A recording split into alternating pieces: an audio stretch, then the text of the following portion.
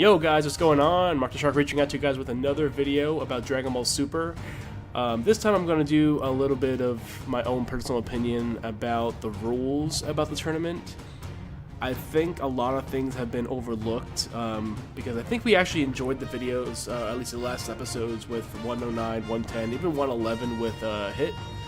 But I want to basically talk about how I think some of the rules are being overlooked due to, I guess, the enjoyment of both the Zenos. Because honestly, it looks like they were. It seems like Jiren and Goku were somewhat flying, and I know that's one of the rules that's not allowed in the tournament. So killing, no flying, and no outside objects. Which, with that stated, Master Roshi ended up using. I basically have a couple of instances where this was kind of these kind of rules were kind of broken. So basically, the first one I would say was when Master Roshi ended up using the Mafuba.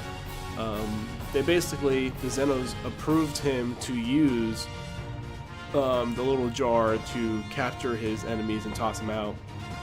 And according to the rules, that should not have been allowed because it's a technique that allows you to use an outside object that was brought into the tournament. Another one is when basically Ribrianne transformed into her super form, whatever, when she grew the wings and stuff, and there were these batons that her other teammates had that gave her that ability to transform. One of them was still in the tournament, and the other one was outside of the tournament. So basically, I think that's two rules that should have had the issue there, where basically she used items to give her a boost in power, and also she used the outside assistance from her teammate to transform. So basically, I feel like that should not have been a thing, but I think for our entertainment purposes, also, as long as the Zeno or the two Zenos are entertained, I feel like they're bypassing a lot of these issues. But another thing going into the 109 and 110 fight, which I love the episodes, don't get me wrong, I completely loved them, but after thinking about it, some of the feats that were done could not have been done unless they were flying. The only thing I could think about is like a couple times where I guess when Jiren and Goku were punching each other, they were using momentum on each other to keep each other up. But after watching, and I'll post some pictures here, kind of like illustrate what I was talking about. Goku, when they were doing that whole like punching fast thing, matching each other, Goku was above Jiren, Jiren was below Goku while they were doing that. And I feel like the momentum of Goku punching would cause Jiren to go down, and then Goku would follow him in that way because they're both going down. Instead, they both stay in the same place. So, I mean, with that said, I'm going to go throughout the episode, basically, or the two episodes, and go over my 2 cents on where they were kind of flying, where I think the rules were broken, but they were basically, it was basically bypassed mainly because it was entertainment for the Zenos, obviously for us too. First of all, when Goku goes Super Saiyan, he turns Super Saiyan, charges towards Jiren, and starts punching him.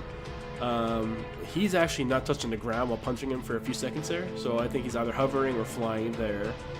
When Goku goes Super Saiyan 2, he gives him a kick in the head, and that slowly makes him like, you know, take the impact of the hit, and then his head moved a little bit. But Goku's not touching the ground there, according to the image that I took there. So, and then finally he turns blue, which is where the fight got really intense. But there's times when they're flying around the screens, fighting each other, and they're not touching the ground. They're teleporting like around the arena. But I mean, it may be happening so fast, and maybe they're touching the ground, jumping up, and then fighting again. But what's the point in jumping up? Just fighting the ground then. But basically, I believe that they are somewhat flying in these scenes here, and they're kind of like hiding it in a couple parts where you actually see them jump on the ground, jump up, jump around. But I mean, I think it's almost impossible to do some of the feats there while, you know, they can't without flying. So, and then in the part where Goku starts doing a Spirit Bomb, of course, he jumps on a rock. He powers up the Spirit Bomb. But right here, I kind of had a problem with, mainly because of the outside assistance again. Basically, Master Roshi, Tien, and Krillin all gave Goku energy to do the Spirit Bomb when they're knocked out of the tournament. So I feel like that should have been a disqualification in some way, shape, or form. And then when Goku ends up throwing a Spirit Bomb, of course Jiren's pushing it back. They're going like a little struggle there with the Spirit Bomb. He powers up the Super Saiyan Kaioken, Super Saiyan Blue Kaioken times 20.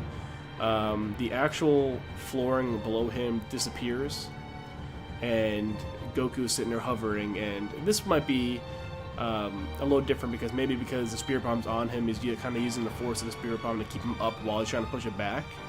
But if he pushed it back, I mean, he would have had to been flying to stay where he was, right? So I mean, I think he's somewhat flying there as well. But I mean, people can argue that he's using the Spirit Bomb to kind of keep him afloat there. And then there's parts, as soon as of course, the epicness of him transforming, him turning around, looking at everybody, and basically taking on Jiren, Dispo, and Toppo at the same time was pretty awesome. But when he transforms, he flies up, goes to kick for Jiren, in mid-air, without touching anything. He does like a backflip and flips down, and you know, obviously there's nothing to prevent him from stopping momentum there unless he stopped himself. So obviously I think that's somewhat flying. He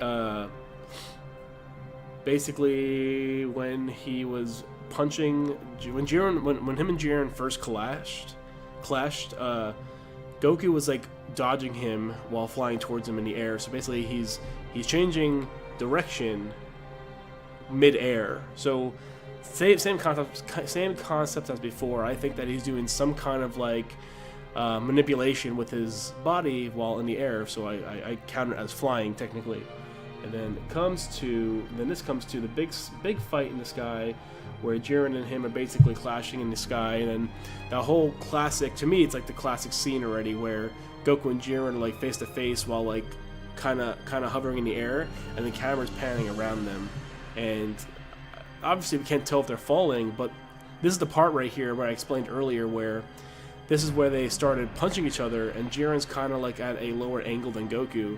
And I feel like if Goku was doing enough force to kind of get Jiren to like go back a little bit, it would cause them to fall a little bit. But it doesn't happen. They stay in the same place. So I mean, it is what it is. Also, it shows the whole classic Dragon Ball Z battle, where it shows like the little circles showing them that, you know, they're teleporting around the map and doing like some crazy damage. But it may be so fast that maybe we don't see them hitting the ground there either. So. And then the final scene, of course, was when Goku charges his punch off the mid tower, the timer of the tower, and goes to punch Jiren. Of course, it doesn't do anything. But Goku sat there for maybe, I think it was about 5 or 8 seconds, like kind of like baffled on how Jiren was able to stop his punch, and he was sitting there the whole time with the punch grabbed by Jiren, just hovering there. So, with that said and done, guys, I mean, I enjoyed the arc. Don't mind me. I enjoyed the battle. I enjoyed everything. I just want to say there's a lot of inconsistencies. Of course, this isn't new with Dragon Ball or Dragon Ball Z with the writers and all that, but I think there's inconsistencies with the Tournament of Power itself. I'm still watching. I'm still enjoying it. The hit fight I thought was pretty good, obviously, besides having my own gripes on the battle itself, but I thought it was enjoyable. But I just think that if they're going to implement rules, at least be a little more strict with them, to be honest. I feel like the Mifune shouldn't have been a thing. I feel like the power-ups from, what's her name? I just said it earlier. Ribrianne shouldn't have been a thing. And then, obviously, I highly believe that there was some kind of flying involved with the battle between Jiren and Goku, so... with that said, guys, that's my little video. If you guys agree with me, disagree, have any other arguments on why or why not the rules should be implemented, please leave them in the comments down below. That's what they're there for. We're going to definitely get a little discussion going. I'm interested to see what you guys have to say. But with that said, if you guys like the content, you guys enjoyed my little rant here on the Tournament of Power, please hit that sub button, much appreciated. Hit that little bell as well so you guys can keep up to date with my new videos and when I start streaming and all that good stuff. But with that said, you guys enjoy your day and you guys have a good one. See ya.